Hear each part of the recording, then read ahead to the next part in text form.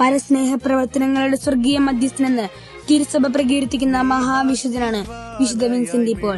ഫ്രാൻസിലെ കർഷക കുടുംബത്തിൽ വളർന്ന് വിശപ്പിന്റെ വിളിയും ദാരിദ്ര്യത്തിന്റെ നോവും തൊട്ടറിഞ്ഞ വിശുദ്ധൻ നിരന്തര ആഭ്യന്തര യുദ്ധങ്ങൾ മൂലം ദാരിദ്ര്യത്തിന്റെ വക്കിലേക്ക് തകർന്നടിഞ്ഞ ഫ്രാൻസിന്റെ തെരുവോരങ്ങളിൽ നിന്നും ഉയർന്നു വന്ന ദീനരോധനങ്ങളെ ഹൃദയത്തിലേക്ക് സ്വീകരിച്ച പാവങ്ങളുടെ സ്വന്തം വിൻസെന്റ് ദരിദ്രരെ സുവിശേഷം അറിയിക്കുക എന്ന മഹാഗുരുവായ യേശുക്രിസ്തുവിന്റെ അതേ ആപ്തവാക്യം സ്വന്തം ജീവിതത്തിലൂടെ ജീവിച്ചു കാണിച്ച് ഗുരുദക്ഷിണ നൽകിയ അരുമ ശിഷ്യൻ.